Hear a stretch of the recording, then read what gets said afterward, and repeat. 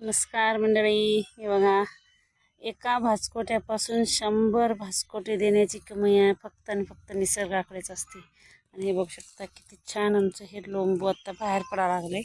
बाकीचं भात फुल पोटरीला आहे. आता एक 15 दिवसात म्हणजे सगळं लोंबू बाहेर पडेल. आणि हे फक्त आणि फक्त निसर्गाकडूनच मिळू शकते. बघा हे पेरताना आम्ही पेरलेलं 35 किलो, पण आता ह्याच्याकडं 35 क्विंटल देण्याची सुद्धा किमया आहे. आणि हे निसर्गाचंच साथ आहे. आम्हाला पाऊस भरपूर झाला आहे आमच्याकडे ह्या वर्षी, त्यामुळे हे अगदी छान भात आले.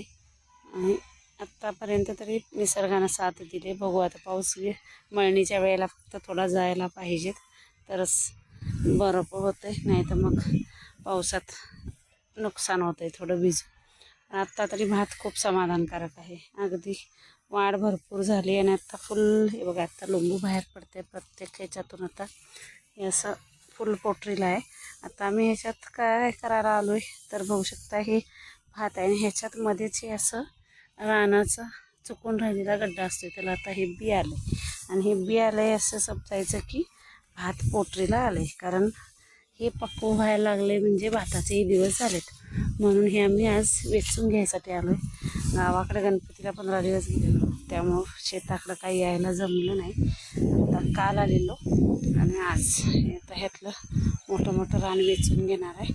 आणि संध्याकाळच्या वेळेला किती छान मस्त वाटते बाकी.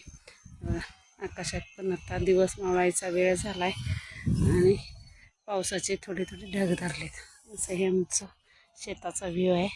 ते बघा आमचे सर माझ्यासोबत आलेत गवत रान काढायला.